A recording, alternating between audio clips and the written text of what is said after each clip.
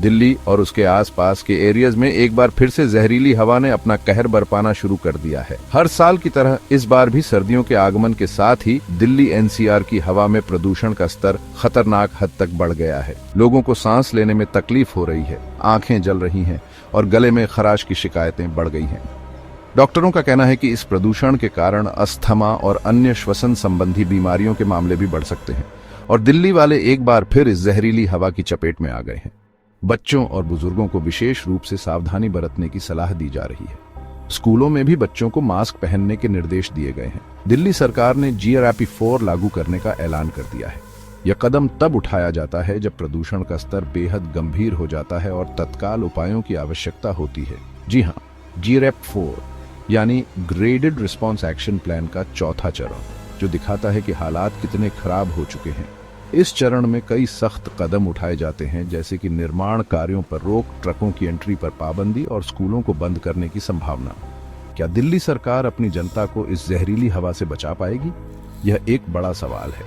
सरकार ने कई उपायों की घोषणा की है, जैसे कि सड़कों पर पानी का छिड़काव, प्रदूषण फैलाने वाले वाहनों पर सख्ती और औद्योगिक इकाइयों पर निगरानी।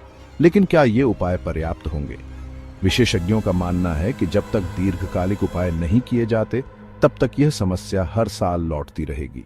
पर्यावरणविदों का कहना है कि हमें स्थायी समाधान की ओर बढ़ना होगा, जैसे कि हरित क्षेत्र बढ़ाना, सार्वजनिक परिवहन को बढ़ावा देना और स्वच्छ ऊर्जा के स्रोतों का उपयोग। दिल्ली के नागरिक भी इस समस्या से निपटने के लिए अपने स्तर पर प्रयास कर रहे हैं। कई लोग अपने घरों में एयर प्यूरिफायर का इस्तेमाल कर रहे हैं और कुछ ने तो अपने घरों की छतों पर सोलर पैनल भी लगवाए हैं।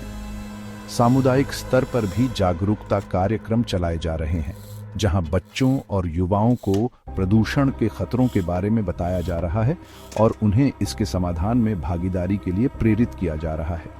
उम्मीद है कि इन सभी प्रयासों से दिल्ली एनसीआर की हवा फिर से सांस लेने लायक हो सकेगी, लेकिन इसके लिए सरकार, नागरिक और सभी संबंधित पक्षों को मिलकर काम करना होगा। तभी हम एक स्वच्छ और स्वस्थ दिल्ली की कल्पना कर सकते हैं। GRAP 4 लागू होते ही सबसे पहला असर होगा कंस्ट्रक्शन वर्क्स पर। सभी तरह के निर्माण कार्यों पर फौरन रोक लगा दी जाएगी। लेकिन सवाल यह है कि क्या सिर्फ कंस्ट्रक्शन बंद करने से दिल्ली की हवा साफ हो जाएगी? GRAP 4 का अगला निशाना होंगे दिल्ली में लगे thermal power plants. In plants को भी बंद करने के आदेश जारी कर दिए गए हैं। क्या अब दिल्ली अंधेरे में डूब जाएगी? क्या दिल्ली वालों को एक और परेशानी का सामना करना पड़ेगा? GRAP 4 के तहत सड़कों पर धूल और कचरा फैलाने वालों के खिलाफ भी सख्त कार्यवाही होगी। क्या दिल्ली सरकार के पास इतने लोग हैं कि वो हर गली, हर मोहल्ले में नजर रख सकें? GRAP 4 लागू होते ही गाड़ियों की आवाजाही पर भी सख्त पाबंदियां लगा दी जाएंगी। इसका मतलब है कि दिल्ली की सड़कों पर चलने वाले हर वाहन पर कड़ी निगरानी रखी जाएगी। क्या दिल्ली सरकार के पास इतनी ताकत है कि वो लाखों गाड़ियों पर नजर रख सके? ये एक बड़ा सवाल है, क्योंकि दिल्ली में हर दिन लाखों गाड़ियां चलती हैं। क्या ये नियम सिर्फ आम आदमी के लिए होंगे या फिर VIPs को भी ये मानने पड़ेंगे? अक्सर देखा गया है कि VIPs को विशेष छूट मिलती है, लेकिन इस बार क्या होगा? क्या सरकार इस बार सभी के लिए समान नियम लागू करेगी? यह देखना दिलचस्प होगा कि क्या VIPs भी इन पाबंदियों का पालन करेंगे या फिर आम जनता की तरह उन्हें भी इन नियमों का सामना करना पड़ेगा। दिल्ली की जनता को भी इस बार जागरूक होना पड़ेगा और इन नियमों का पालन करना होगा ताकि प्रदूषण को कम किया जा सके। GRAP 4 के तहत बच्चों और बुजुर्गों को घर से बाहर कम निकलने की सलाह दी जाएगी। हो सकता है कि स्कूल भी बंद करने पड़े। क्या दिल्ली सरकार ने बच्चों की पढ़ाई के लिए कोई दूसरा रास्ता सोचा है? GRAP 4 के तहत उन फैक्ट्रीज और निर्माण स्थलों को भी बंद करने का आदेश दिया जा सकता है जहां से बहुत ज्यादा वायु प्रदूषण होता है। क्या दिल्ली सरकार ने इन फैक्ट्रीज में काम करने वाले मजदूरों के बारे में सोचा है? दिल्ली की हवा जहरीली हो चुकी है, AQI 400 के पार। हर सांस के साथ हम जहर अंदर ले रहे हैं। यह स्थिति दिन ब दिन और भी गंभीर होती जा रही है। GRAP 4 लागू करना एक जरूरी कदम है, लेकिन क्या इतना काफी है? GRAP 4 का उद्देश्य प्रदूषण को कम करना है, लेकिन इसके लिए और भी ठोस कदम उठाने की जरूरत है।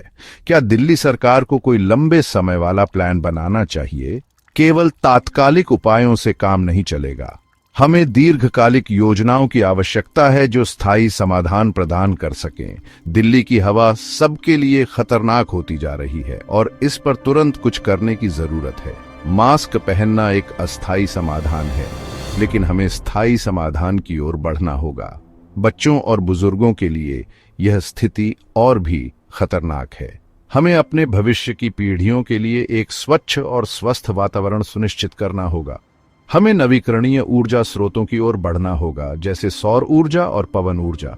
यह न केवल प्रदूषण को कम करेगा, बल्कि हमारी ऊर्जा आवश्यकताओं को भी पूरा करेगा। सामुदायिक जागरूकता कार्यक्रम और वृक्षारोपण अभियान भी महत्वपूर्ण है। हर व्यक्ति को इस लड़ाई में अपना योगदान देना होगा। एक स्वच्छ और हरा भरा दिल्ली हमारा सपना है, और इसे साकार करने के लिए हमें मिलकर काम करना होगा।